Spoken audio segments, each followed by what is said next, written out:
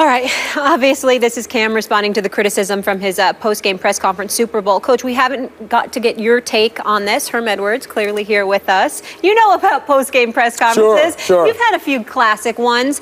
What's your take on this? Well, my take, obviously, the first interview, I wish he would have done that. The second one, the first time. Got it. Good. Because that was really Cam. Yes. That's who he is. But I understand his state of mind on the first one. And I said this, he needed to handle a little bit better because he is the face of this organization and has the ability one day to be the face of the National Football League. But I've always told people this, have you ever lost Super Bowl? I have. You did, and to the Raiders. Yes, and I know how it feels in this sense, and I lost it 35 years ago, Super Bowl 15. And right today, when the game is over, I turn it off. Don't want to see the confetti. I don't want to see the post interviews of the guys that won it. That's 35 years ago now.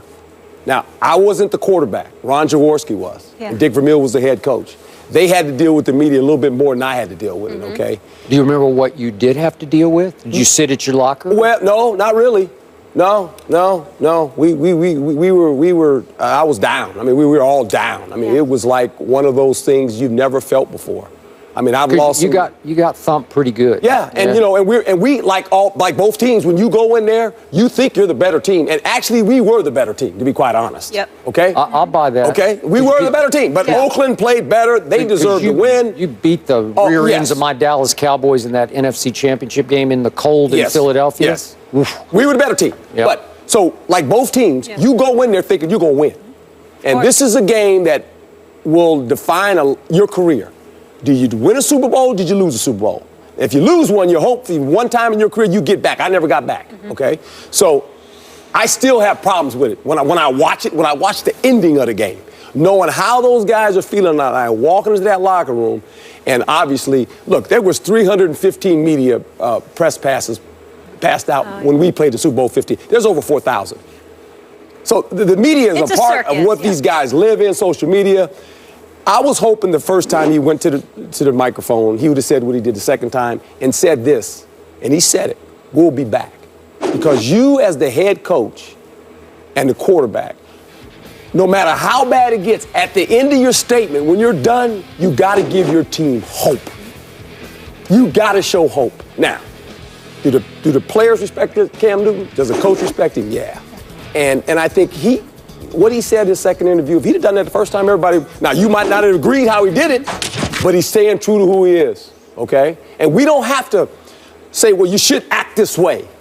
Everyone's going to act a little bit different, okay? Peyton Manning, I remember after they lost to Seattle, and we love Peyton Manning, he didn't shake the quarterback's hand, he left. He left the field. That is correct. I brought that up yesterday. He left the field. Yep. Cam Newton was over there shaking Peyton Manning's hand. He did. Okay? He went out of his way to do that. And Peyton said he was so nice and we can cordial. pick and nitpick and all these little things, and I get it.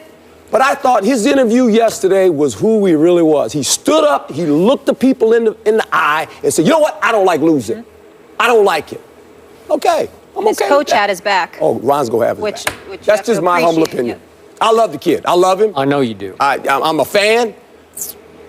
I wish I had him as my quarterback when I was playing. We had a lot of games. Do some things. We had a lot of games. Wait, Chad Pennington? Chad was, you know what? I rode the airplane with Chad coming home. Did you really? 10, my man 10. I love him. I love Chad like a son. If he was healthy, oh boy. We're pretty good. Yep. Wasn't Cam Newton, though. No, he's not Cam. There's not many that are Cam Newton. I agree. You're right. Okay. I always value your step back sociological perspective on these big issues. I want your deepest thoughts on what the heck just happened here.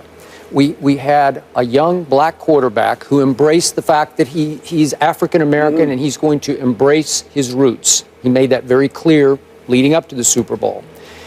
And we have never seen a quarterback celebrate quite like this. Except this quarterback could score touchdowns himself by calling his own number and diving over the line of scrimmage, running between the tackles. So why did this shake us all up so much? What happened? Well, I think that for those that are not in the Cam Newton camp, per se, because of maybe how he plays quarterback and his exuberance, that's not, you know, if you're a traditionalist Yeah. and you've watched the game of football, you don't see many quarterbacks doing that. Now, Aaron Rodgers kind of does his thing, you know, every once in a while. They got a few guys that do their thing, but nothing like not like this. Not like that Cam. position. Yeah. We see it in other positions, but not quarterback. And so, yes. By the way, you're old school too now. Yeah. Okay. And I'm okay, and I get it, you know, and sometimes when he makes first downs, I'm going, you're going to get tired of keep doing that when you make first downs, you know? Okay, but that's part of his deal. But he's consistent with it. Yep. And maybe a little bit of it is this too, that when you do that, and you're the quarterback, you take a lot of pressure off your team. Yeah. Some people don't realize that. You take a lot of pressure off your team when you do that because all the focus goes on you. And some guys don't handle pressure very good. Yep. And you know that. The way he played this year, he took a lot of pressure off guys. And he was like the fuel that lit the team. I had not thought of that. Okay? That's a really good point. And I'm saying that gets his guys going, gets them fired They up. all started. All of a sudden, everybody wanted to dab. I haven't Everybody heard was anyone getting, say that yet. That is guys that never did it before were like, yeah, let's have fun with it's this. contagious. And it starts with their head coach, Ron Rivera. Yep. Ron Rivera is subdued. He's a military guy, not emotional. He played on a team, those 85 Bears had a bunch of characters. A bunch of characters. They did the Super Bowl show, but before they even got to the Super Bowl, people said, what are these guys doing? Do they know what they're doing? And Ron witnessed it. He was with those guys every day. And so sometimes when you see Cam doing what he does now, he takes a lot of pressure off guys and puts it all on him. That's Which was okay. why, leading up to the Super Bowl, I told you, I've never seen a Super Bowl quarterback invite so much expectation and pressure and embrace it. Yes. He made the statement when he was asked about LeBron, you know, are you trying to be the LeBron James of the NFL? And he switched the question around. He said, well, why can't LeBron be the Cam Newton of the NBA? Wow, you said that? You got to believe Leading up in to your yourself first Super Bowl? Yeah. Whoa. And you know, if you know Cam, and I met him when he was in college, same way in college, when he was at Auburn. And to be quite honest, even when he was in the SEC, when he played football, he was the best player on the field. He really was. He truly was. In this SEC, there's 50 guys get drafted out of the conference every year. And you watch him play and you said, this guy's the quarterback. He's the best player on the field. And for the most part in the National Football League, the teams he faced, he was the best player. Now, I think what shocked him is when Von Miller tackled him and took the ball away. It happened so fast. It was like, that's never happened to me before. Not at any level. I truly believe that. It was like, what just happened here? Yeah. Right? But you got to give Denver a lot of credit. They were just, they were masterful how they played defense. Okay, last quick thing. Molly and I both had a problem with this. This is the only problem I had with Cam all day, post-game, in-game. Was 4 minutes left, 3rd and 9, Von Miller knocks the ball loose, and it's just sitting there on the turf, man.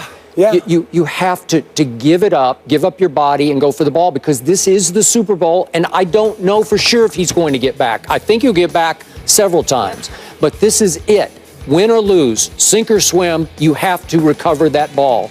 And if you do, you get to punt, and you might get the ball back. You probably will get the ball back. Well, you know, and we all looked at it. I hope people don't question his courage. Don't question his courage. Because all you got to do is turn the tape on and watch him when he has the ball in his hand and run. Yeah. I've seen him make some runs where you're hollering as a coach. Of course. Get down, please. I mean, running through guys. Now, he explained it. He said, you know what? I thought I was in a position where if I felt, if I was going to go out, I was going to get injured. And some people said, well, you're supposed to do that. Well, I don't know about all that. He explained it. We might not agree. Are you okay with it? Well, you know what? What if you were coaching and that happened? I would say, hey, you know what? Could you have got it? And if he says, Coach, I thought I was going to get hurt, still, could you have got the ball? Do you think you could have got it? Do you think he could have made it better? Because eventually he went down to try to get it. But instantly you want him to dive in there. I get it. But you know what? He explained it. And he said, hey, I thought I was going to get hurt. What am I going to say? I'm going to say, oh, I'm going to bench you now? I'm going to put you on the bench? Is that what fans want us to say? Oh, you can't play anymore?